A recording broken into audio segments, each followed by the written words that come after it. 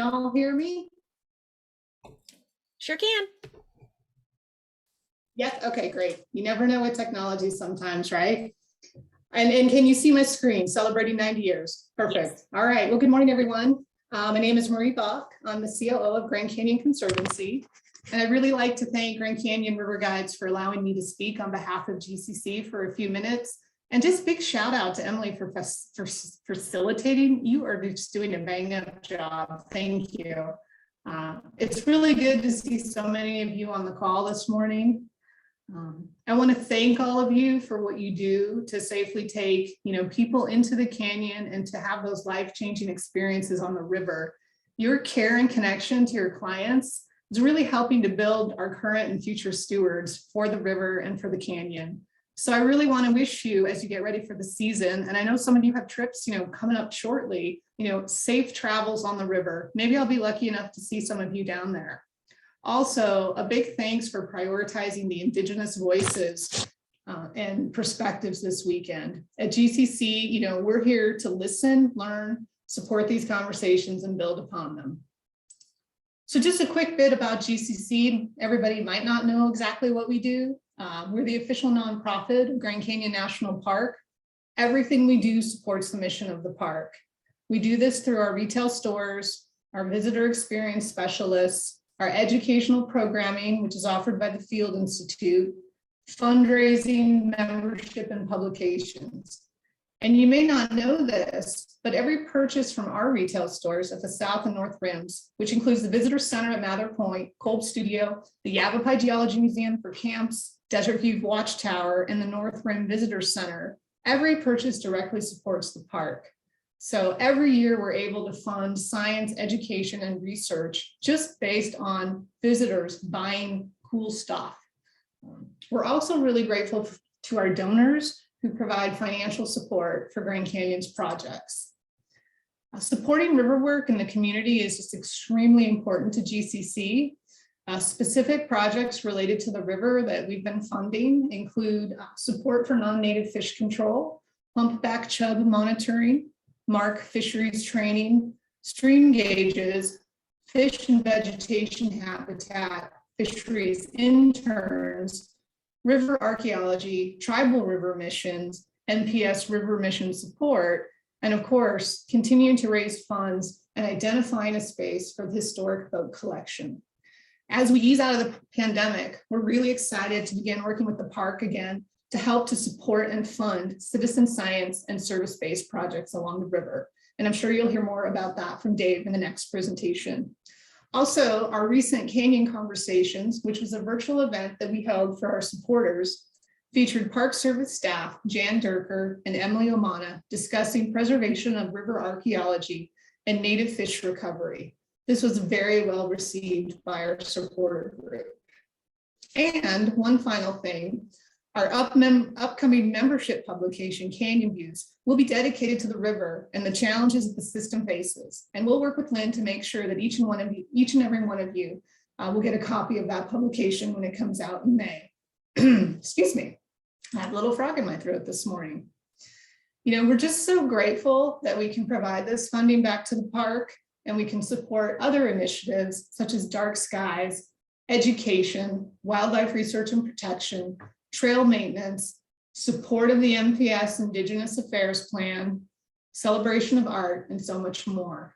We work with Ed and his team all year to identify projects that are in need and fundraising initiatives for us to support them with.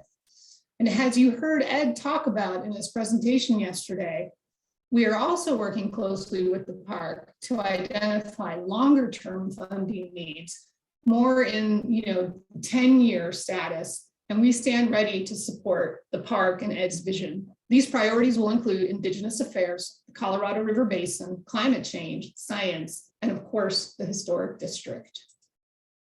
I also wanted to share with you some new programming that's not necessarily directly part of river activity today, but we hope to expand to the river in the future.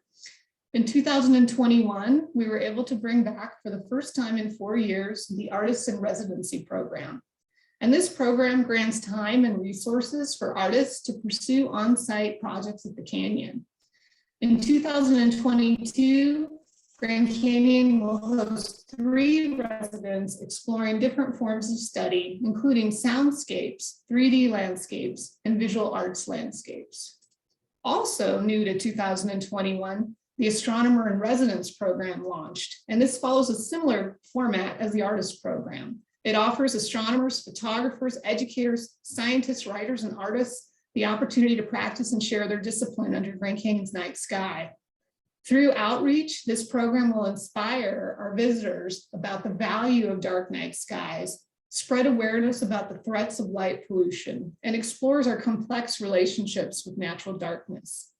And I know that many river folks in the river community, are artists, scientists, photographers themselves. If you're interested in this program or know somebody who might be, the call for residents for 2023 will happen later this summer. So watch our social media channels and website for updates.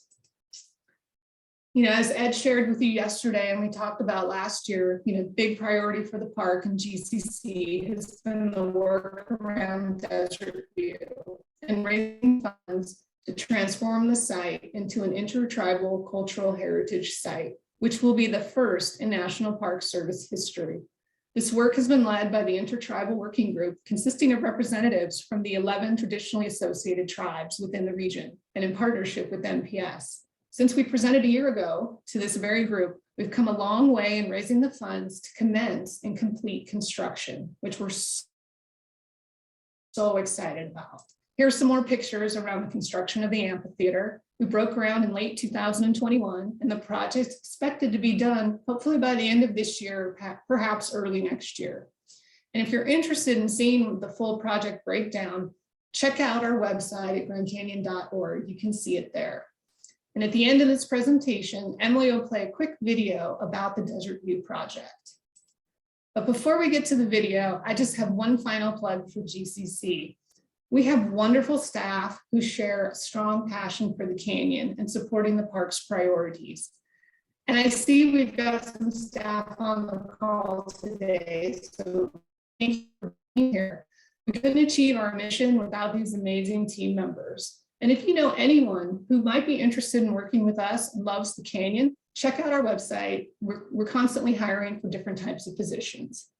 Thank you. And now Emily's going to tee up the Desert View video. If you have any questions or want to reach out, feel free to contact me at mbach@grandcanyon.org. Thank you. Marie, thank you so much. We really, really appreciate it. I have put the Desert View video, it's 3 minutes, into the chat, so you can open it up in your browsers and we'll send it out afterwards. We're a little tight on time, so we're gonna share that with folks, and we highly encourage you to watch that again.